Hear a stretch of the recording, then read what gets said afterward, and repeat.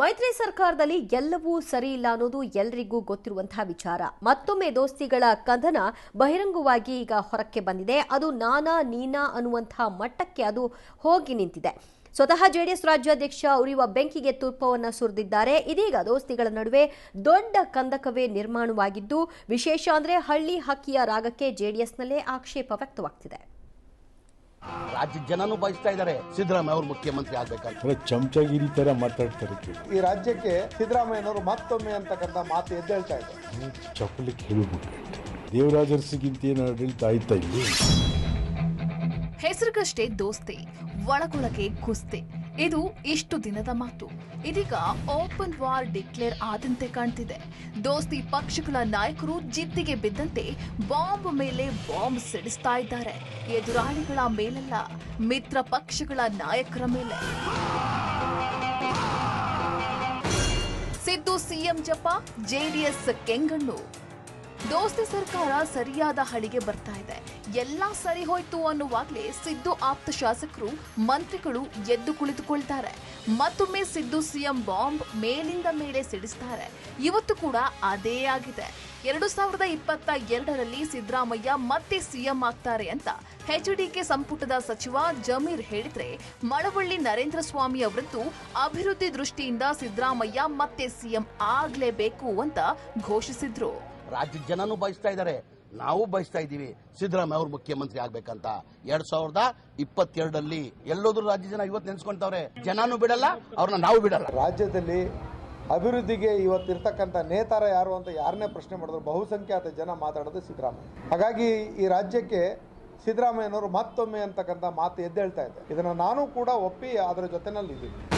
ಸಿದ್ದು ವಿರುದ್ಧ ಹಳ್ಳಿ ಹಕ್ಕಿ ಫುಲ್ ಗರಂ. ಸಿದ್ದರಾಮಯ್ಯ ಸಾಧನೆ ಏನೂ ಇಲ್ವಾ? ಈ ನಡುವೆ ಇದನ್ನೇ ನೆಪ ಮಾಡಿಕೊಂಡು ಸಿದ್ದರಾಮಯ್ಯ ವಿರುದ್ಧ ಅವರ ಕಡು ವೈರಿ ಜೆಡಿಎಸ್ ರಾಜ್ಯಾಧ್ಯಕ್ಷ ಎಚ್ ವಿಶ್ವನಾಥ್ ಸಿಡಿದು ನಿಂತಿದ್ದಾರೆ. ಲೋಕಸಭೆ ಚುನಾವಣೆಯಲ್ಲಿ ದೋಸ್ತಿ ಅಭ್ಯರ್ಥಿಗಳ ಪರ ಒಂದು ದಿನವೂ ಪ್ರಚಾರ ಮಾಡದೆ ರಾಜಧರ್ಮ ಪಾಲಿಸಿದ ಜೆಡಿಎಸ್ ರಾಜ್ಯಾಧ್ಯಕ್ಷ ಎಚ್ ವಿಶ್ವನಾಥ್ ಇದೀಗ ಸಿದ್ದು ವಿರುದ್ಧ ಗರಂ ಆಗಿದ್ದಾರೆ. ಮೈಸೂರಿನಲ್ಲಿ ಸುದ್ದಿಗೋಷ್ಠಿ ನಡೆಸಿದ ಅವರು, ಸಿದ್ದರಾಮಯ್ಯ 5 ವರ್ಷ ಸಿಎಂ ಆಗಿದ್ರು, ಅರಸು ರೀತಿ ಆಡಳಿತ ಏನಾದ್ರೂ ಕೊಟ್ಟ ಅಂತ ಪ್ರಶ್ನೆ ಮಾಡಿದ್ರು. ಸಿದ್ದರಾಮಯ್ಯ ಮುಖ್ಯಮಂತ್ರಿ ಆಗಲಿ ಅಂತ ಕೆಲವರು ಚಮಚಗಿರಿ ಮಾಡ್ತಿದ್ದಾರೆ ಅಷ್ಟೇ. ಸಿದ್ದು ಆಡಳಿತ ಚೆನ್ನಾಗಿತ್ತು ಅಂತಾದ್ರೆ 130 ಇದ್ದ ಶಾಸಕರ ಬಲ 78ಕ್ಕೆ ಯಾಕೆ ಇಳಿತಾ ಇತ್ತು ಅಂತ ಕಾಲೆಳೆದ್ರು. ಚಪ್ಪಲಿಕ್ಕೆ ಹೇಳಿಬಿಟ್ಟು ಇಲ್ಲೇ ನೀವೇ ಮುಖ್ಯಮಂತ್ರಿ ಆಗಿದ್ರಿ, ಅದ್ಯಾಕೆ ಮತ್ತೆ 125 ಇದ್ದದ್ದು 79 ಆಯ್ತು? ದೇವರಾಜರ್ಸಿಗಿಂತ ಏನು ಆಡಳಿತ ಆಯ್ತಾ ಇಲ್ಲಿ? ಕೆಲವು ಸ್ನೇಹಿತರುಗಳು ಚಮಚಗಿರಿ ತರ ಮಾತಾಡ್ತಾರೆ. ಹಳ್ಳಿ ಹಕ್ಕಿಗೆ ಹೊಟ್ಟೆ ಕಿಚ್ಚು, ಸಿದ್ದು ಟಾಂಗ್. ಈ ಬೆನ್ನಲ್ಲೇ ಚಿಂಚೋಳಿಯಲ್ಲಿ ಮಾಜಿ ಸಿಎಂ ಸಿದ್ದರಾಮಯ್ಯ ವಿಶ್ವನಾಥ್ಗೆ ತೀಕ್ಷ್ಣವಾಗಿ ತಿರುಗೇಟು ಕೊಟ್ರು. ಅವ್ರಿಗೆ ಹೊಟ್ಟೆ ಕಿಚ್ಚು, ಅವ್ರಿಗೆ ಗೊತ್ತಿಲ್ಲ ಅನ್ಸುತ್ತೆ ಎಸ್ಎಂ ಕೃಷ್ಣ ಅವಧಿ ಬಳಿಕ ಕಾಂಗ್ರೆಸ್ 65ಕ್ಕೆ ಏಕೆ ಕುಸಿಯಿತು ಅಂತ. ಬಿಜೆಪಿಯವರ ಅಪಪ್ರಚಾರದಿಂದ ನಮ್ಗೆ ಹೆಚ್ಚು ಸೀಟು ಬರಲಿಲ್ಲ, ಜನಕ್ಕೆ ಗೊತ್ತು ಯಾರು ಜನಪ್ರಿಯ ಮುಖ್ಯಮಂತ್ರಿ ಅಂತ. ವಿಶ್ವನಾಥ್ ಮಾತಿಗೆ ಬೆಲೆ ಕೊಡೋ ಅಗತ್ಯವಿಲ್ಲ ಅಂತ ಟಾಂಗ್ ಕೊಟ್ರು. ಗೊತ್ತಿಲ್ಲ, ಅವ್ರಿಗೆ ಏನು ಗೊತ್ತಿಲ್ಲ ಪಾಪ. ಇವರು ಮಂತ್ರಿ ಆಗಿದ್ರು ಎಸ್ಎಂ ಕೃಷ್ಣ ಅವ್ರ ಕಾಲದಲ್ಲಿ. ಬಹಳ ಬಹುಮತ ಇದ್ದದ್ದು 65ಕ್ಕೆ ಯಾಕೆ ಬಂದ್ರು? ಆಗ ಬಿಜೆಪಿ ಅವರ ಅಪಪ್ರಚಾರದಿಂದ ನಮಗೆ ಹೆಚ್ಚು ಸ್ಥಾನ ಬರಲಿಲ್ಲ. ಪಾಪ ವಿಶ್ವನಾಥ್ಗೆ ಹೊಟ್ಟೆ ಕಿಚ್ಚಿನಿಂದ ಮಾತಾಡ್ತಾನೆ, ಅದರಿಂದ ಅವ್ರ ಮಾತಿಗೆಲ್ಲ ಕಿಮ್ಮತ್ ಕೊಡಬೇಡಿ. ದೋಸ್ತಿಗಳ ಈ ಜಗಳಕ್ಕೆ ತಮ್ಮದೇ ಸ್ಟೈಲಲ್ಲಿ ರಿಯಾಕ್ಷನ್ ಕೊಟ್ಟವರು ಬಿಜೆಪಿ ಸಾರಥಿ ಬಿಎಸ್ವೈ. ಕುಂದಗೋಳದಲ್ಲಿ ಮಾತನಾಡಿದ ಅವರು, ಜೆಡಿಎಸ್ ಕಾಂಗ್ರೆಸ್ನಲ್ಲಿ ಭಿನ್ನಾಭಿಪ್ರಾಯ ಉಲ್ಬಣಗೊಂಡಿದೆ. ಈ ಕಚ್ಚಾಟ ನಾವು ಲೋಕಸಭೆಯಲ್ಲಿ ಹೆಚ್ಚು ಸ್ಥಾನ ಗೆದ್ದ ನಂತರ ಹೆಚ್ಚಾಗುತ್ತೆ ಅಂತ ಭವಿಷ್ಯ ಹೇಳಿದ್ರು. ಜೆಡಿಎಸ್ ಕಾಂಗ್ರೆಸ್ನಲ್ಲಿ ಗೊಂದಲ, ಭಿನ್ನಾಭಿಪ್ರಾಯಗಳು ಉಲ್ಬಣಗೊಂಡಿದೆ. ಈ ಕಚ್ಚಾಟ ಇಲ್ಲಿಗೆ ನಿಲ್ಲೋದಿಲ್ಲ. ಚುನಾವಣೆ ಫಲಿತಾಂಶ ಬಂದ ಮೇಲೆ ಇನ್ನು 10 ಪಟ್ಟು ಜಾಸ್ತಿ ಆಗುತ್ತೆ. ರಾಜಕೀಯದಲ್ಲಿ ಒಂದು ಬದಲಾವಣೆ ಆಗಬಹುದು ಅಂತ ಎಲ್ಲರೂ ನಿರೀಕ್ಷೆ ಮಾಡ್ತಾ ಇದ್ದಾರೆ. ಕಾದ್ ನೋಡೋಣ. ಇತ್ತ ಹುಬ್ಬಳ್ಳಿಯಲ್ಲಿ ಮಾತನಾಡಿದ ಕೆಪಿಸಿಸಿ ಅಧ್ಯಕ್ಷ ದಿನೇಶ್ ಗುಂಡೂರಾವ್ ಎಚ್ ವಿಶ್ವನಾಥ್ ಮಾತಿಗೆ ಆಕ್ಷೇಪ ವ್ಯಕ್ತಪಡಿಸಿದ್ರು. ಜೆಡಿಎಸ್ನ ರಾಜ್ಯಾಧ್ಯಕ್ಷ ಸ್ಥಾನದಲ್ಲಿ ಇರುವವರು ಈ ರೀತಿಯಲ್ಲಿ ಹೇಳಿಕೆ ಕೊಡಬಾರದು, ಅನಗತ್ಯ ಮಾತನಾಡಬಾರದು, ಮೊದಲು ಮೈತ್ರಿ ಧರ್ಮ ಪಾಲನೆ ಮಾಡಬೇಕು ಅಂತ ತಿರುಗೇಟು ಕೊಟ್ರು. ಒಟ್ನಲ್ಲಿ ಈ ಹೇಳಿಕೆ, ಆಪಾದನೆಗಳನ್ನ ಗಮನಿಸಿದ್ರೆ ದೋಸ್ತಿಗಳಲ್ಲಿ ಬೃಹತ್ ಕಂದಕ ಮೂಡಿರೋದಂತೂ ಸ್ಪಷ್ಟ. ದೋಸ್ತಿ ಪಕ್ಷಗಳ ಕೆಲ ನಾಯಕರಿಗೆ ಈ ಸರ್ಕಾರ ಇರೋದು ಇಷ್ಟವಿಲ್ಲ ಅಂತ ಬಿಜೆಪಿ ನಾಯಕರು ಹೇಳಿಕೊಳ್ತಾ ಬರ್ತಿದ್ದಾರೆ.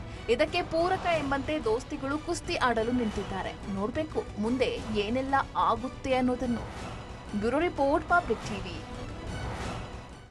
ದೋಸ್ತಿಗಳ ಕದನ ಒಂದ್ ಕಡೆಯಲ್ಲಿ ಮತ್ತೊಂದು ಕಡೆಯಲ್ಲಿ ಬಿಜೆಪಿಯ ರಣೋತ್ಸಾಹ.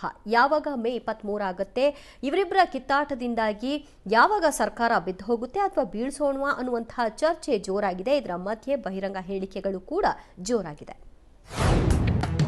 ಲೋಕ ಫಲಿತಾಂಶದ ಬಳಿಕ ರಾಜ್ಯದಲ್ಲಿ ಅಲ್ಲೋಲ ಕಲ್ಲೋಲ. ರಾಜ್ಯದಲ್ಲಿ ಸಾಕಷ್ಟು ಅಲ್ಲೋಲ ಕಲ್ಲೋಲ ಆಗುತ್ತೆ. ಮೇ 23ರ ನಂತರ ರಾಜ್ಯದಲ್ಲಿ ಭೂಕಂಪ. ರಾಜ್ಯದಾಗೆ ಭೂಕಂಪ ಸೋಲಿಲ್ಲ ಸರ್ದಾರ್ ಮನೆಗೆ ಹೋಗ್ತಾರೆ. ಎಲೆಕ್ಷನ್ ರಿಸಲ್ಟ್ ನಂತರ ಕಾಂಗ್ರೆಸ್ 4 ಹೋಳು. ಕಾಂಗ್ರೆಸ್ 3 ಹೋಳು ಆಗ್ತಾ ಇದೆ, 3-4 ಹೋಳು ಆಗ್ತಾ ಇದೆ. ಎಲ್ಲಿ ಕಾಂಗ್ರೆಸ್ ಹೀನೇ ಸ್ಥಿತಿಯಲ್ಲಿದೆ. ಮೇ 23ರ ನಂತರ ಬಿಎಸ್ ಯಡಿಯೂರಪ್ಪ ಮುಖ್ಯಮಂತ್ರಿ ಆಗ್ತಾರೆ. 23 ನಂತರ ಮತ್ತೆ ಯಡಿಯೂರಪ್ಪನವರು ಮುಖ್ಯಮಂತ್ರಿ. ಕೇಳಿಸ್ಕೊಂಡ್ರಲ್ಲ ಬಿಜೆಪಿ ನಾಯಕರ ಆತ್ಮವಿಶ್ವಾಸದ ಮಾತುಗಳನ್ನ. ಆಪರೇಷನ್ ಕಮಲದಿಂದಲೋ ದೋಸ್ತಿಗಳ ಕಚ್ಚಾಟದಿಂದಲೋ ಗೊತ್ತಿಲ್ಲ, ಆದ್ರೆ ಲೋಕಸಭಾ ಚುನಾವಣೆ ಬಳಿಕ ಎಚ್ಡಿಕೆ ಸರ್ಕಾರ ಪತನ ಆಗುತ್ತೆ, ನಾವು ಅಧಿಕಾರಕ್ಕೆ ಬರ್ತೀವಿ ಅಂತ ಬಿಜೆಪಿ ನಾಯಕರು ಘಂಟಾಘೋಷವಾಗಿ ಸಾರುತ್ತಿದ್ದಾರೆ. ಇವತ್ತು ಕುಂದಗೋಳದಲ್ಲಿ ತಮ್ಮ ಸಂಬಂಧಿ ಪರ ಪ್ರಚಾರ ಮಾಡುತ್ತಾ ಮಾತನಾಡಿದ ಬಿಎಸ್ವೈ, ಮೇ 23ರ ಫಲಿತಾಂಶದ ನಂತರ ರಾಜ್ಯದಲ್ಲಿ ಅಲ್ಲೋಲ ಕಲ್ಲೋಲ ಆಗುತ್ತೆ. ಇದಾದ ಬಳಿಕ ಕಾಂಗ್ರೆಸ್ ಜೆಡಿಎಸ್ ಹೊಡೆದಾಟ ಬಡಿದಾಟ ಉಲ್ಬಣಗೊಳ್ಳುತ್ತೆ. ಕ್ಯಾಬಿನೆಟ್ನಲ್ಲಿ ಗಲಾಟೆ ನಡೆದಿದೆ. ಸ್ವತಃ ಸಿಎಂ ಬೇಜಾರು ಮಾಡಿಕೊಂಡು ರೆಸಾರ್ಟ್ಗೆ ಹೋಗಿದ್ದು ಬಹಿರಂಗವಾಗಿದೆ.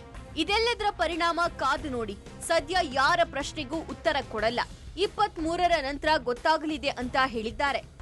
ಕಾಂಗ್ರೆಸ್ ಜೆಡಿಎಸ್ ಪಕ್ಷದ ಭಿನ್ನಾಭಿಪ್ರಾಯಗಳು ಉಲ್ಬಣಗೊಳ್ತಾ ಇದೆ. ಸ್ವತಃ ಕುಮಾರಸ್ವಾಮಿ ಅವರು ಬೇಜಾರು ಮಾಡಿಕೊಂಡು ರೆಸಾರ್ಟ್ಗೆ ಹೋದದ್ದು ಎಲ್ಲವೂ ಸಹ ಬಹಿರಂಗ ಆಗಿದೆ. ಸೊ ಇದೆಲ್ಲದರ ಪರಿಣಾಮ ಏನು ಅಂತ ಕಾದು ನಾವು ನೋಡಬೇಕಾಗಿದೆ. ಚಿಂಚೋಳಿಯಲ್ಲಿ ಮಾತನಾಡಿದ ಮಾಜಿ ಶಾಸಕ ಮಾಲಿಕಯ್ಯ ಗುತ್ತೇದಾರ್ ಅವರಂತೂ ಮೇ 23ರ ನಂತರ ರಾಜ್ಯದಲ್ಲಿ ರಾಜಕೀಯ ಭೂಕಂಪನ ಆಗುತ್ತೆ. ಯಡಿಯೂರಪ್ಪ ಹೇಳಿದಂತೆ 22 ಸ್ಥಾನ ಗೆಲ್ತೇವೆ ಅಂತ ಭವಿಷ್ಯ ನುಡಿದಿದ್ದಾರೆ. ರಾಜ್ಯದಾಗೆ ಭೂಕಂಪ ಯಡಿಯೂರಪ್ಪ ಅವ್ರು ಏನು ಹೇಳಿದಾರ, 22 ಸೀಟ್ ಗೆಲ್ಲೋದ್ರಲ್ಲಿ ಯಾವುದೇ ಅನುಮಾನ ಇಲ್ಲ. ಗುಲ್ಬರ್ಗ ಅಂತೂ ಇದೊಂದು ಇತಿಹಾಸ ಆಗ್ತದೆ, ಸೋಲಿಲ್ಲ ಸರ್ದಾರ್ ಮನೆಗೆ ಹೋಗ್ತಾರೆ. ಈ ಬೆನ್ನಲ್ಲೇ ಮಾಜಿ ಸಚಿವ ಬಾಬುರಾವ್ ಚಿಂಚನ್ಸೂರ್ ಹೇಳಿಕೆ ನೀಡಿ, ಮಾಲಿಕಯ್ಯ ಗುತ್ತೇದಾರ್ ಹೇಳಿದಂತೆ 23ನೇ ತಾರೀಕು ಭೂಕಂಪ ಆಗ್ತಾ ಇದೆ. ಕಾಂಗ್ರೆಸ್ನ 20ಕ್ಕೂ ಹೆಚ್ಚು ಶಾಸಕರು ಅವರಾಗಿಯೇ ಬಿಜೆಪಿಗೆ ಬರ್ತಿದ್ದಾರೆ. 23ನೇ ತಾರೀಕಿನ ಬಳಿಕ ಕಾಂಗ್ರೆಸ್ 4 ಹೋಳಾಗುತ್ತಿದೆ. ಬಹಳ ದಿನ ಈ ಸಂಸಾರ ನಡೆಯಲ್ಲ, ಶೀಘ್ರ ವಿಚ್ಛೇದನ ಆಗುತ್ತೆ ಅಂದ್ರು. ಕಾಂಗ್ರೆಸ್ 3 ಹೋಳು ಆಗ್ತಾ ಇದೆ. 23ನೇ ತಾರೀಕು ಆದ ನಂತರ ಗುಂಡೂರದೊಂದು ಕಾಂಗ್ರೆಸ್, ಪರಮೇಶ್ವರದೊಂದು ಕಾಂಗ್ರೆಸ್, ಡಿ.ಕೆ. ಶಿವಕುಮಾರದೊಂದು ಕಾಂಗ್ರೆಸ್, ಸಿದ್ದರಾಮಯ್ಯ 3-4 ಹೋಳು ಆಗ್ತಾ ಇದೆ. ಎಲ್ಲಿ ಕಾಂಗ್ರೆಸ್ ಹೀನೇ ಸ್ಥಿತಿಯಲ್ಲಿದೆ. ಇದಕ್ಕೆ ತಿರುಗೇಟು ಕೊಟ್ಟಿರೋ ಸಚಿವ ಜಮೀರ್ ರಿವರ್ಸ್ ಆಪರೇಷನ್ ಸುಳಿವು ನೀಡಿದ್ದಾರೆ. ನಮ್ಮ ಜೊತೆಯೂ ಬಿಜೆಪಿ 10 ಜನ ಶಾಸಕರು ಸಂಪರ್ಕದಲ್ಲಿದ್ದಾರೆ. ಬಿಜೆಪಿಯವರು ಅವರ ಜೊತೆ ಇರೋ ನಮ್ಮ 20 ಜನ ಶಾಸಕರ ಹೆಸರು ಬಹಿರಂಗಪಡಿಸಲಿ. ನಾನು ನಮ್ಮ ಜೊತೆ ಇರೋ ಬಿಜೆಪಿಯ 10 ಜನ ಶಾಸಕರ ಹೆಸರು ರಿವೀಲ್ ಮಾಡ್ತೀನಿ. ಮೇ 23ರಲ್ಲ, ಇನ್ನೂ 2 ದಿನ ಹೆಚ್ಚಿಗೆ ತೆಗೆದುಕೊಳ್ಳಲಿ. 25ಕ್ಕೆ ಅವರು ಸರ್ಕಾರ ರಚನೆ ಮಾಡಿದ್ರೆ ನಾನು ರಾಜಕೀಯ ನಿವೃತ್ತಿ ತೆಗೆದುಕೊಳ್ತೇನೆ. ಒಂದ್ ವೇಳೆ ಸರ್ಕಾರ ರಚನೆ ಮಾಡದೆ ಹೋದ್ರೆ ಬಿಎಸ್ವೈ ನಿವೃತ್ತಿ ತೆಗೆದುಕೊಳ್ತಾರಾ ಅಂತ ಜಮೀರ್ ಸವಾಲು ಹಾಕಿದ್ರು. ಯಾವ ಕಾರಣಕ್ಕೂ ಈ ಸರ್ಕಾರ ಏನೂ ಆಗಲ್ಲ. ಇವ್ರು 23ನೇ ತಾರೀಕು ಅಂತವರೆಲ್ಲ ಸಭೆ ಆಯ್ತು, 25ನೇ ತಾರೀಕು ಗೋಡು ಕೊಡ್ತೀವಿ. 25ನೇ ತಾರೀಕು ಒಳಗಡೆ ಸರ್ಕಾರ ಹೋದ್ರೆ ರಾಜಕೀಯದಿಂದ ನಾನು ನಿವೃತ್ತಿ ತಗೊಂಡು ಬಿಜೆಪಿ ನಿವೃತ್ತಿ ತಗೊಂತಾರ ಕೇಳಿ. ರಾಜ್ಯ ಕೇಸರಿ ಪಡೆಯ ಈ ಸ್ಪೀಡ್ ನೋಡಿ ಹೌಹಾರಿದ ಆರ್ಎಸ್ಎಸ್ ಮೇ 23ರವರೆಗೂ ಸುಮ್ಮನಿರಿ, ರಿಸಲ್ಟ್ ಉಲ್ಟಾ ಆದ್ರೆ ಏನ್ ಗತಿ ಅಂದ್ರೂ ಯಾರು ಕೇಳುವಂತೆ ಕಾಣ್ತಿಲ್ಲ. ರಿಸಲ್ಟ್ ಕುರಿತಂತೆ ಆಂತರಿಕ ಸರ್ವೆಗಳಿಂದ ಫುಲ್ ಖುಷಿಯಾಗಿರೋ ಕಮಲ ನಾಯಕರು ಬಾಯಿಗೆ ಬೀಗ ಹಾಕಿಕೊಳ್ತಿಲ್ಲ. ನೋಡ್ಬೇಕು ಕೇಸರಿ ಪಡೆಯವರ ಮಾತುಗಳು ನಿಜ ಆಗ್ತವಾ ಅನ್ನೋದನ್ನ, ಯಾರು ಯಾರಿಗೆ ಆಪರೇಷನ್ ಮಾಡ್ತಾರೆ ಅನ್ನೋದನ್ನ. Bureau report, public TV. ಇದೆಲ್ಲ ಒಂದ್ ಕಡೆ ಆಯ್ತು. ಉಪಸಮರದ ಕಾವು ಕೂಡ ಜೋರಾಗಿದೆ. ಕುಂದಗೋಳದಲ್ಲಿ ಬೀಡು ಬಿಟ್ಟಿರುವಂತಹ ಡಿಕೆಶಿ ವಿರುದ್ಧ ಬಿಜೆಪಿಗರು ಹರಿಹಾಯ್ದಿದ್ರೆ, ಮಗದೊಂದು ಕಡೆಯಲ್ಲಿ ಚಿಂಚೋಳಿಯಲ್ಲಿ ಬಿಜೆಪಿ ವಿರುದ್ಧ ಸಿದ್ದರಾಮಯ್ಯ ಕಿಡಿಕಾರಿದ್ದಾರೆ.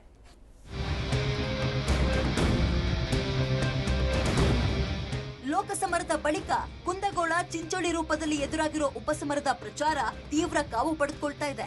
ಪರಸ್ಪರ ಮಾತಿನ ಮತಾಪಗಳು ಎಗ್ಗಿಲ್ಲದೆ ಸಿಡಿತಾ ಇದೆ. ಆಮಿಷಗಳ ಬಾಣಗಳು ಒಂದರ ಹಿಂದೊಂದು ಚಿಮ್ತಾ ಇದೆ. 2 ಸೀಟ್ ಹೆಚ್ಚು ಮಾಡ್ಕೊಂಡ್ರೆ ನಾವು ಅಧಿಕಾರಕ್ಕೆ ಹತ್ರ ಆಗ್ತೀವಿ ಅಂತ ಭಾವಿಸಿರೋ ಬಿಜೆಪಿ ಶತಾಯ ಗತಾಯ ಈ ಉಪಸಮರವನ್ನ ಗೆಲ್ಲೋಕೆ ಪ್ರಯತ್ನ ಮಾಡ್ತಿದೆ. ಇದನ್ನ ತಡೆಯೋಕೆ ಅಂತಾನೆ ದೋಸ್ತಿ ಕೂಟ ಟ್ರಬಲ್ ಶೂಟರ್ ಡಿಕೆಶಿಯನ್ನ ಕುಂದಗೋಳದಲ್ಲಿ ಫೀಲ್ಡಿಗೆ ಬಿಟ್ಟಿದೆ. ಡಿಕೆಶಿ ಎಂಟ್ರಿಯನ್ನ ಅರ್ಗಿಸ್ಕೊಳ್ಳೋಕೆ ಕೇಸರಿ ಪಡೆಗೆ ಆಗ್ತಾನೆ ಇಲ್ಲ ಅಂತ ಕಾಣುತ್ತೆ. ಹೀಗಾಗಿ ಬಿಜೆಪಿಯ ಎಲ್ಲಾ ನಾಯಕರಿಗೆ ಡಿಕೆ ಶಿವಕುಮಾರ್ ಟಾರ್ಗೆಟ್ ಆಗ್ಬಿಟ್ಟಿದ್ದಾರೆ. ಬಾಯಿಗೆ ಬಂದಂತೆ ಡಿಕೆಶಿ ವಿರುದ್ಧ ವಾಗ್ದಾಳಿ ನಡೆಸಿದ್ದಾರೆ. ಬಿಎಸ್ವೈ ಅವರಂತೂ ಕುಂದಗೋಳ ಚಿಂಚೋಳಿ ಗೆದ್ರೆ ರಾಜ್ಯದಲ್ಲಿ ಬಿಜೆಪಿ ಸರ್ಕಾರ ಬರುತ್ತೆ, ಡಿಕೆಶಿಯ ತಂತ್ರಗಳು ವರ್ಕೌಟ್ ಆಗಲ್ಲ ಅಂತಿದ್ದಾರೆ. ಮಾಜಿ CM Shettar DKShi paper tiger ಅಂದ್ರೆ ಬಸವರಾಜ ಬೊಮ್ಮಾಯಿ ಅಳ್ಳೋ ಗಂಡಸರನ್ನ ನಂಬ್ಯಾಡ್ರಿ ಅಂದಿದ್ದಾರೆ. ಈ ಎರಡು ವಿಧಾನಸಭಾ ಕ್ಷೇತ್ರ ಗೆಲ್ತೇವೆ ಅನ್ನುವಂಥ ಆತ್ಮವಿಶ್ವಾಸ ಇರುವ ಸಂದರ್ಭದಲ್ಲಿ ಈ ರೀತಿ ಗೊಂದಲವನ್ನು ನಮ್ಮ ಯಾವುದೇ ಕಾರ್ಯಕರ್ತರು ಮಾಡಿಕೊಳ್ಳಲ್ಲ. ಅವರು ಯಾವುದೇ ಪ್ರಯತ್ನ ಇದ್ರು ಅದರಲ್ಲಿ ವಿಫಲರಾಗ್ತಾರೆ. ಈ ಚುನಾವಣೆ ಗೆಲ್ತೇವೆ ಅನ್ನೋ ವಿಶ್ವಾಸ. ಮಾಧ್ಯಮದಲ್ಲಿ ಡಿಕೆ ಶಿವಕುಮಾರ್ ಬಹಳ ಬೆಳೆಸಿಬಿಟ್ಟಿದೆ. Is a paper tiger. ಕನಕಪುರದ ಆಜುಬಾಜು ಕ್ಷೇತ್ರ ಗೆಲ್ಲಕ್ಕಾಗಿಲ್ಲ ಅವ್ರಿಗೆ. ಪೇಪರ್ ಟೈಗರ್ ಈ ಸಲ ಈ ಕುಂದಗೋಳ ಕ್ಷೇತ್ರದಾಗ ಏನಾಗತ್ತೆ ನೀವೇ ತಿಳ್ಕೋರಿ. ಡಿಕೆ ಶಿವಕುಮಾರ್ ಅವ್ರ ಕಣ್ಣೀರ್ ಹಾಕಿದ್ರು. ನಮ್ ಕಡೆ ಒಂದು ಗಾದೆ ಇದೆ, ಅಳುವ ಗಂಡಸನನ್ನ ನಂಬಬಾರದು. ಇದಕ್ಕೆ ತಮ್ಮದೇ ರೀತಿಯಲ್ಲಿ ತಿರುಗೇಟು ಕೊಟ್ಟ ಸಚಿವ ಡಿಕೆಶಿ, ನಾನು ಸಿಎಂ ಆಗ್ತೀನಿ, ನಮ್ ಸರ್ಕಾರ ಬರುತ್ತೆ, ಬನ್ನಿ ಭೇಟಿ ಮಾಡಿ ಅಂತ ಅಧಿಕಾರಿಗಳಿಗೆ ಗುತ್ತಿಗೆದಾರರಿಗೆ ಯಡಿಯೂರಪ್ಪ ಆಮಿಷ ಕೊಡ್ತಿದ್ದಾರೆ ಅಂತ ಆರೋಪ ಮಾಡಿದ್ರು. ಯಡಿಯೂರಪ್ಪ ಸಿಎಂ ಆಗೋ ಕನಸು ಕಾಣ್ತಿದ್ದಾರೆ, ಅವರು ಸಿಎಂ ಆಗಲ್ಲ, ಮೈತ್ರಿ ಸರ್ಕಾರ ಸುಭದ್ರ ಅಂದ್ರು. ಬನ್ನಿ ಭೇಟಿ ಮಾಡಿ, ನಮ್ ಸರ್ಕಾರ ಬರ್ತದೆ, ಆಫೀಸರ್ಸ್ಗೂ ಎಲ್ಲ ನಿಮ್ಗೆ ಆ ಪೋಸ್ಟಿಂಗ್ಸ್ ಕೊಡ್ತೀನಿ, ಈ ಪೋಸ್ಟಿಂಗ್ಸ್ ಕೊಡ್ತೀನಿ ಅಂತೆಲ್ಲ ಪಾಪ ಹೇಳ್ತಾ ಇದ್ದಾರೆ. ಬಹಳ ಪ್ರಯತ್ನ. ಅತ್ತ ಚಿಂಚೋಳಿ ಗೆಲ್ಲಲು ಅಲ್ಲೇ ಬೀಡು ಬಿಟ್ಟಿರೋ ಮಾಜಿ ಸಿಎಂ ಸಿದ್ದರಾಮಯ್ಯ ಕೊಡದೂರ ಸಮಾವೇಶದಲ್ಲಿ ಪ್ರಚಾರ ಮಾಡಿದ್ರು. ಮೋದಿಯನ್ನ ಏಕವಚನದಲ್ಲಿ ತರಾಟೆಗೆ ತೆಗೆದುಕೊಂಡ್ರು. ಬಿಎಸ್ವೈ ಜೈಲಿಗೆ ಹೋಗಿದ್ದನ್ನ ಪ್ರಸ್ತಾಪ ಮಾಡಿ ವಾಗ್ದಾಳಿ ನಡೆಸಿದ್ರು. ಈ ಹಂತದಲ್ಲೇ ವೇದಿಕೆ ಹಿಂಭಾಗದ ಟೆಂಟ್ ಕುಸಿದು ಬಿತ್ತು. ಅಲ್ಲೇ ಟೆಂಟ್ ಹಿಡಿದು ಕೂತ್ಕೊಳ್ಳಿ ಅಂತ ಜನರಿಗೆ ಸಿದ್ದರಾಮಯ್ಯ ಕರೆ ಕೊಟ್ರು. 5 ವರ್ಷಗಳಲ್ಲಿ ಸುಳ್ಳು ಹೇಳಿರೋದು, ವಿದೇಶ ಯಾತ್ರೆ ಮಾಡಿರೋದು. ನರೇಂದ್ರ ಮೋದಿ ಅವರ ಬಾಯಿ ಬಡಾಯಿ, ಸಾಧನೆ 0. ಯಡಿಯೂರಪ್ಪ ಯಾಕೆ ಮುಖ್ಯಮಂತ್ರಿ ಹೋಯ್ತು? ಲೂಟಿ ಹೊಡೆದ್ಬಿಟ್ಟು ಸಿಕ್ಕಾಕಂದು ಜೈಲಿಗೆ ಹೋದ ಮೇಲೆ ಹೋಯ್ತು. ಅವರು ಹಿಡ್ಕೊಳ್ಳಿ, ಭದ್ರವಾಗಿ ಹಿಡ್ಕೊಳ್ಳಿ, ಅಲ್ಲೇ ಕೂತ್ಕೊಳ್ಳಿ, ಹಿಡ್ಕೊಂಡು ಗಾಳಿಗೆ ಎದ್ದು ಬಿಡ್ತದೆ. ಇದು ಕೂತ್ಕೊಂಡ್ರೆ ಏನಾಗಲ್ಲ. ಅಲ್ಲಿ ಪಕ್ಕದಲ್ಲಿ ಹಿಡ್ಕೊಂಡ್ರೆ ಕೂತ್ಕೊಳ್ಳಿ ಹಂಗೆ. ಸಿಎಂ ಇಬ್ರಾಹಿಂ ಅವರಂತೂ ದ್ವಾಪರ ಯುಗದಲ್ಲಿ ದುರ್ಯೋಧನ ಹೋದ, ತ್ರೇತಾಯುಗದಲ್ಲಿ ರಾವಣ ಹೋದ, ಇದೀಗ ಕಲಿಯುಗದಲ್ಲಿ ಮೋದಿ ಹೋಗ್ತಾರೆ ಅಂತ ತಮ್ಮದೇ ಸ್ಟೈಲ್ ಅಲ್ಲಿ ಭವಿಷ್ಯ ನುಡಿದ್ರು. ಈ ಮೂಲಕ ಪರೋಕ್ಷವಾಗಿ ಮೋದಿಯನ್ನ ದುರ್ಯೋಧನ ರಾವಣನಿಗೆ ಹೋಲಿಸಿದ್ರು. ಕೃತಾಯುಗದಾಗ ರಾವಣ ಹೋದ, ದ್ವಾಪರದಲ್ಲಿ ದುರ್ಯೋಧನ ಹೋದ, ಕಲಿಯುಗದಲ್ಲಿ ಮೋದಿ ಹೋಗೋ ಕಾಲ ಇವತ್ತಿನ ದಿವಸ ಬಂದದ. ಅದು ಭಾರತದ ಶಕ್ತಿ. ಒಟ್ನಲ್ಲಿ ಕದನದ ಕಣ ಕಾವೇರ್ತಾ ಇದೆ. ಬಾಯಲ್ಲೇ ಸಿಡಿಗುಂಡುಗಳು ಸಿಡಿತಾ ಇದೆ. ನಾಳೆ ಬೇರೆ ಉಪಸಮರದ ಕದನ ಕಣಕ್ಕೆ ಸಿಎಂ ಎಚ್ಡಿಕೆ ಬೇರೆ ಎಂಟ್ರಿ ಕೊಡ್ತಿದ್ದಾರೆ. ಇದಕ್ಕೆಲ್ಲ ಮತದಾರರು ಮಣೆ ಹಾಕ್ತಾರಾ? ಕಾದು ನೋಡ್ಬೇಕು. Bureau report, public TV. ರಾಜ್ಯದ ಜನ ಬರದಿಂದ ಕಂಗೆಟ್ಟಿದ್ದಾರೆ. ಈ ಹೊತ್ತಲ್ಲಿ ಮುಖ್ಯಮಂತ್ರಿಗಳು ರೆಸಾರ್ಟ್ ವಾಸ್ತವ್ಯವನ್ನ ಯಶಸ್ವಿಯಾಗಿ ಪೂರ್ಣಗೊಳಿಸಿದ್ದಾರೆ. ಆದರೆ ಮಾಧ್ಯಮಗಳ ಮುಂದೆ ಮುಗಿಬೀಳೋದು, ಮುನ್ಸನ್ನ ಮುಂದುವರಿಸೋದು ಯಾವುದೂ ಕೂಡ ಕಡಿಮೆ ಆಗಿಲ್ಲ. ಸಿಎಂನ ಸಮರ್ಥಿಸಿಕೊಳ್ಳೋ ಭರದಲ್ಲಿ ಸಚಿವ ಸಾರಾ ಮಹೇಶ್ ಅವರು ಮಾಧ್ಯಮಗಳ ಮೇಲೆ ಎಗರಾಡಿದ್ದಾರೆ.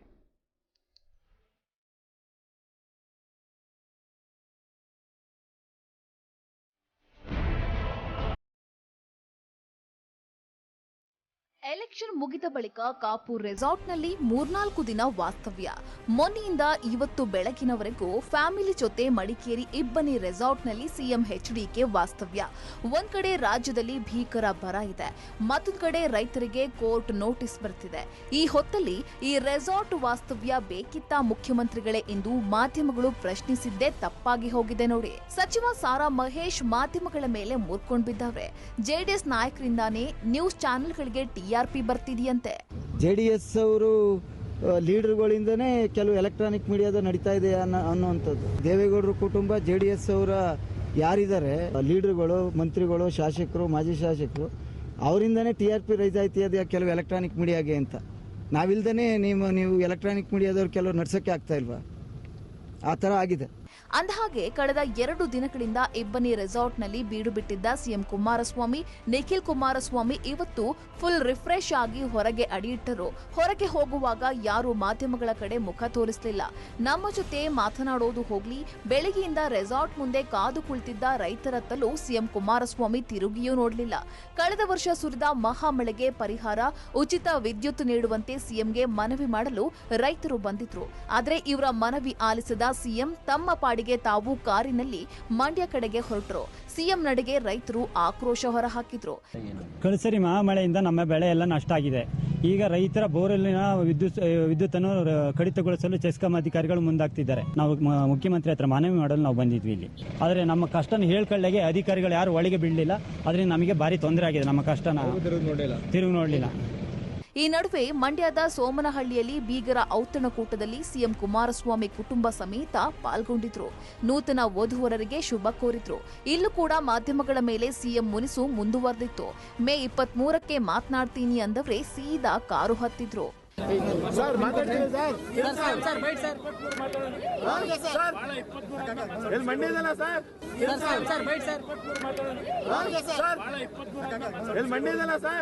ನಾವು ಸಿಎಂ ರೆಸಾರ್ಟ್ಗೆ ಹೋಗಿದ್ದನ್ನ ಪ್ರಶ್ನೆ ಮಾಡ್ತಿಲ್ಲ.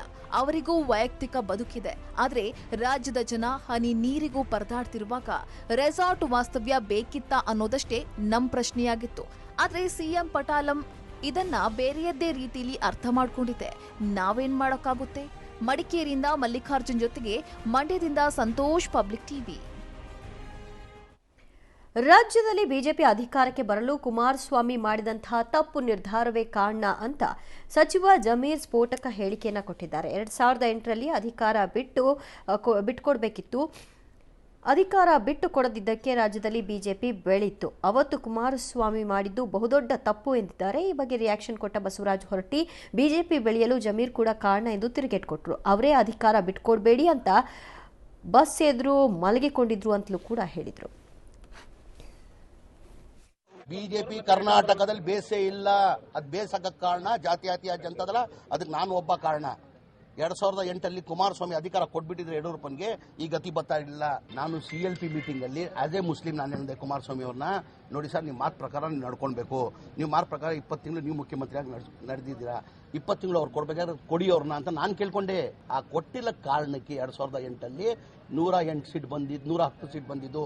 ಇಲ್ಲ, ಬಿಜೆಪಿ ನಮ್ಮ ರಾಜ್ಯದಲ್ಲಿ ಕರ್ನಾಟಕದಲ್ಲಿ ಇಲ್ವೇ ಇಲ್ಲ. ಕುಮಾರಸ್ವಾಮಿ ಅವರು ಜಮೀರಿನ ಮಾತು ಕೇಳಿದಷ್ಟು ಯಾರ ಮಾತು ಕೇಳಿಲ್ಲ. ಇವನ ಅಡ್ಡ ಬಿದ್ದು ಕೊಡಬೇಡ ಅಂತ ಹೇಳಿದ ಇವರೆಲ್ಲ ಮಾತಾಡ್ತಾರೆ. 6ನೇ ಹಂತದ ಚುನಾವಣೆ ಮುಕ್ತಾಯಗೊಂಡಿದೆ. ಸಣ್ಣ ಪುಟ್ಟ ಗಲಾಟೆಗಳು ಬಿಟ್ಟರೆ ಶಾಂತಿಯುತ ಮತದಾನವಾಗಿದೆ. 63% ಹೆಚ್ಚು ಮತದಾನವಾಗಿರುವಂತಹ ವರದಿ ಕೂಡ ಆಗಿದೆ. ಈ ಸಂಬಂಧ ಒಂದು ವರದಿಯನ್ನು ನೋಡೋಣ. ಅಂತೂ ಇಂತೂ ಸಣ್ಣ ಪುಟ್ಟ ಘರ್ಷಣೆಗಳ ಮಧ್ಯ 6ನೇ ಹಂತದ ಲೋಕಸಭಾ ಚುನಾವಣೆಯು ಮುಕ್ತಾಯವಾಗಿದೆ. 7 ರಾಜ್ಯಗಳ 59 ಲೋಕಸಭಾ ಕ್ಷೇತ್ರಗಳಲ್ಲಿ ಮತದಾರರು 979 ಮಂದಿ ಅಭ್ಯರ್ಥಿಗಳ ಭವಿಷ್ಯವನ್ನ ಇವತ್ತು ಇವಿಎಂನಲ್ಲಿ ಭದ್ರಪಡಿಸಿದ್ದಾರೆ. ಉತ್ತರ ಪ್ರದೇಶ 14, ಹರಿಯಾಣ 10, ಮಧ್ಯಪ್ರದೇಶ, ಪಶ್ಚಿಮ ಬಂಗಾಳ, ಬಿಹಾರದಲ್ಲಿ ತಲಾ 8, ದೆಹಲಿಯ 7 ಹಾಗೂ ಜಾರ್ಖಂಡ್ನ 4 ಕ್ಷೇತ್ರಗಳಲ್ಲಿ ಬೆಳಗ್ಗೆ 7ರಿಂದ ಸಂಜೆ 6 ಗಂಟೆಯವರೆಗೆ. ಇನ್ನು ಎಂದಿನಂತೆ ಪಶ್ಚಿಮ ಬಂಗಾಳದಲ್ಲಿ ಚುನಾವಣೆ ವೇಳೆ ಹಿಂಸಾಚಾರ ನಡೆದಿದೆ. ಘಟಲ್ ಕ್ಷೇತ್ರದ ಬಿಜೆಪಿ ಅಭ್ಯರ್ಥಿ ಮಾಜಿ IPS ಅಧಿಕಾರಿ ಭಾರತಿ ಘೋಷ್ ಮೇಲೆ ಟಿಎಂಸಿ ಕಾರ್ಯಕರ್ತರು ದಾಳಿ ನಡೆಸಿದ್ದಾರೆ. ಇದೇ ವೇಳೆ ಭದ್ರತಾ ಪಡೆ ಸಿಬ್ಬಂದಿ ಮೇಲೂ ಕಲ್ಲು ತೂರಿದ್ದು ವಾಹನಗಳ ಗಾಜು ಪುಡಿಪುಡಿಯಾಗಿದೆ. ಬಂಕುರಾದಲ್ಲೂ ಬಿಜೆಪಿ ಹಾಗೂ ಟಿಎಂಸಿ ಕಾರ್ಯಕರ್ತರ ನಡುವೆ ನಿನ್ನೆಯಷ್ಟೇ 3 ಬಿಜೆಪಿ ಕಾರ್ಯಕರ್ತರ ಮೇಲೆ ಗುಂಡು ಹಾರಿಸಲಾಗಿತ್ತು. ಅದರಲ್ಲಿ ಓರ್ವ ಚಿಕಿತ್ಸೆ ಫಲಿಸದೆ ಮೃತಪಟ್ಟಿದ್ದ. ಇವತ್ತು ಕೂಡ ಪಶ್ಚಿಮ ಬಂಗಾಳದ ಕಾಂತಿಯಲ್ಲಿ ಓರ್ವ ಟಿಎಂಸಿ ಕಾರ್ಯಕರ್ತ ಶವವಾಗಿ ಪತ್ತೆಯಾಗಿದ್ದಾನೆ. ಎಲ್ಲದಕ್ಕೂ ಟಿಎಂಸಿಯೇ ಕಾರಣ ಅಂತ ಬಿಜೆಪಿ. ಬಿಹಾರದ ಮೋತಿಹಾರಿಯಲ್ಲೂ ಸಂಸದ ಜಯಸವಾಲ್ ಮೇಲೆ ದುಷ್ಕರ್ಮಿಗಳು ದಾಳಿ ನಡೆಸಿದ್ದಾರೆ. ಬಿಹಾರ, ಪಶ್ಚಿಮ ಬಂಗಾಳ ಹೊರತುಪಡಿಸಿ ಉಳಿದ ರಾಜ್ಯಗಳಲ್ಲಿ ಶಾಂತಿಯುತ ಮತದಾನ ನಡೆದಿದೆ. ಇವತ್ತು ಚುನಾವಣೆ ನಡೆದಿರೋ 59 ಕ್ಷೇತ್ರಗಳ ಪೈಕಿ 2014ರಲ್ಲಿ ಬಿಜೆಪಿ 45ರಲ್ಲಿ ಜಯಗಳಿಸಿತ್ತು. ಈ ಬಾರಿ ಯಾರು ಎಷ್ಟರಲ್ಲಿ ಗೆಲ್ತಾರೆ ಅನ್ನೋದು ತಿಳಿಬೇಕಾದ್ರೆ ಮೇ 23ರವರೆಗೆ ನಾವು ನೀವು ಕಾಯಲೇಬೇಕು. Amrit, bureau report, public TV. ಪುಲ್ವಾಮಾದಲ್ಲಿ ಭಯೋತ್ಪಾದಕರ ದಾಳಿಗೆ 44 ಸಿಆರ್ಪಿಎಫ್ ಯೋಧರು ಹುತಾತ್ಮರಾದ ಬಳಿಕ ನಡೆದಿದ್ದ ಬಾಲಾಕೋಟ್ ಸರ್ಜಿಕಲ್ ಸ್ಟ್ರೈಕ್ ಬಗ್ಗೆ ಪ್ರಧಾನಿ ಮೋದಿ ಆಡಿರುವ ಮಾತು ಈಗ ಸೋಷಿಯಲ್ ಮೀಡಿಯಾದಲ್ಲಿ ಎರಾಬಿರಿ ಟ್ರಾಲ್ ಆಗ್ತಾ ಇದೆ. ಹಿಂದೆ ನ್ಯೂಸ್ ಚಾನೆಲ್ಗೆ ನೀಡಿದ ಸಂದರ್ಶನದಲ್ಲಿ ಮೋದಿ ಸರ್ಜಿಕಲ್ ದಾಳಿ ಬಗ್ಗೆ ಮಾತನಾಡಿದರು. ಸರ್ಜಿಕಲ್ ದಾಳಿಯ ದಿನ ವಾತಾವರಣ ಕೆಟ್ಟದಾಗಿತ್ತು. ಹೀಗಾಗಿ ಸರ್ಜಿಕಲ್ ದಾಳಿಯನ್ನ ಆ ದಿನವೇ ಬದಲಿಸುವಂತೆ ಕೆಲ ತಜ್ಞರು ಸಲಹೆ ಕೊಟ್ಟಿದ್ರು. ಆದರೆ ಅದೇ ಮೋಡದ ಕಾರಣದಿಂದಾಗಿ ಪಾಕಿಸ್ತಾನದ ರಡಾರ್ನಿಂದ ನಮ್ಮ ಯುದ್ಧ ವಿಮಾನಗಳು ಎಸ್ಕೇಪ್ ಆಗಲು ಸಹಾಯವಾಗಲಿದೆ ಅಂತ ಹೇಳಿ ಅವತ್ತೇ ಸರ್ಜಿಕಲ್ ದಾಳಿ ಮಾಡಿಸಿದೆ ಅಂತ ಮೋದಿ ಹೇಳಿದ್ದಾರೆ. ಆದರೆ ದಟ್ಟ ಮೋಡದಲ್ಲೂ ರಡಾರ್ಗಳು ವಿಮಾನಗಳನ್ನು ಪತ್ತೆ ಹಚ್ಚುವ ಸಾಮರ್ಥ್ಯವನ್ನು ಹೊಂದಿರುತ್ತವೆ. ಮೋದಿಗಿಂತ ಭಾರತೀಯ ವಾಯುಸೇನೆಯ ಅಧಿಕಾರಿಗಳು ದಡ್ರೆ ಅನ್ನೋದು ಎಲ್ಲರೂ ಕೇಳ್ತಿರೋ ಪ್ರಶ್ನೆ. मोदी तो कह करके जाता है देखना। फिर मैं सारा वॉर मेमोरियल पूरा करके आया। करीब 9 बजे रिव्यू किया मैंने, 9 साढ़े 9 हो गए। रिव्यू किया तो था, फिर 12 बजे रिव्यू किया तो हमारे सामने समस्या थी। उस समय वेदर अचानक खराब हो गया था, बहुत बारिश हुई थी, आपको याद होगा। मैं हैरान हूं अभी तक देश के इतने बड़े पंडित लोग इतनी मुझे गालियां देते हैं, लेकिन उनका दिमाग यहाँ नहीं चलता है। ಮಂಡ್ಯದಲ್ಲಿ ಕುಮಾರಸ್ವಾಮಿ ಪುತ್ರನಿಗೆ ಟಕ್ಕರ್ ಕೊಡೋದಕ್ಕೆ ಅಭಿಷೇಕ್ ಮುಂದಾಗಿದ್ದಾರೆ.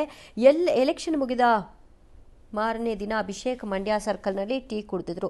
ಈ ಸಂಬಂಧ ಮೊನ್ನೆಯಷ್ಟೇ ಟೀ ಕಾಫಿ ರಾಜಕಾರಣಕ್ಕೆ ಬರಲ್ಲ ಅಂತ ನಿಖಿಲ್ ಟಾಂಗ್ ಕೊಟ್ಟಿದ್ರು. ಅಭಿಷೇಕ್ ಕಾಲೆಳೆದಿದ್ರು. ನಿಖಿಲ್ ಮಾತಿಗೆ ತಿರುಗೇಟು ಕೊಡೋಕೆ ಅಂತಲೇ ನಾಳೆ ಮಂಡ್ಯಕ್ಕೆ ಅಭಿಷೇಕ್ ಭೇಟಿ ಕೊಡ್ತಿದ್ದಾರೆ. ರಾಯಚೂರಿನಲ್ಲಿ ಗುಲ್ಬರ್ಗಾ ವಿವಿ ಪರೀಕ್ಷಾ ಅಕ್ರಮ ರಾಜಾರೋಷವಾಗಿ ನಡೆದಿದೆ. ಬಾಡಿಗೆ ಮನೆಯೊಂದರಲ್ಲೇ ಕುಳಿತು ವಿದ್ಯಾರ್ಥಿಗಳು ಪರೀಕ್ಷೆಯನ್ನು ಬರೆದಿದ್ದಾರೆ. ಮನೆಯಲ್ಲೇ ಪರೀಕ್ಷಾ ಸಾಮಗ್ರಿ ಸಂಗ್ರಹಿಸಿರುವ ಪರೀಕ್ಷಾ ಕೇಂದ್ರದ ಸಿಬ್ಬಂದಿ ಅಕ್ರಮ ಪರೀಕ್ಷಾ ದಂಧೆಯನ್ನು ನಡೆಸಿದ್ದಾರೆ. ಮೇ 8ರಿಂದ ಪದವಿ ಪರೀಕ್ಷೆಗಳು ಆರಂಭವಾಗಿದ್ದು, ಪರೀಕ್ಷಾ ಕೇಂದ್ರಕ್ಕೆ ತೆರಳದೆ ಮನೆಯಲ್ಲೇ 20ಕ್ಕೂ ಹೆಚ್ಚು ವಿದ್ಯಾರ್ಥಿಗಳು ಪರೀಕ್ಷೆ ಬರೆದು ಸಿಕ್ಬಿದ್ದಿದ್ದಾರೆ.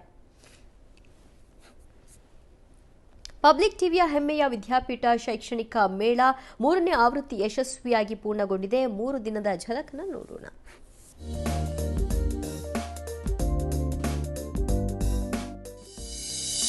ಪಬ್ಲಿಕ್ ಟಿವಿಯ ವಿದ್ಯಾಪೀಠ ಶಿಕ್ಷಣ ಮೇಳಕ್ಕೆ ಯಶಸ್ವಿ ತೆರೆ.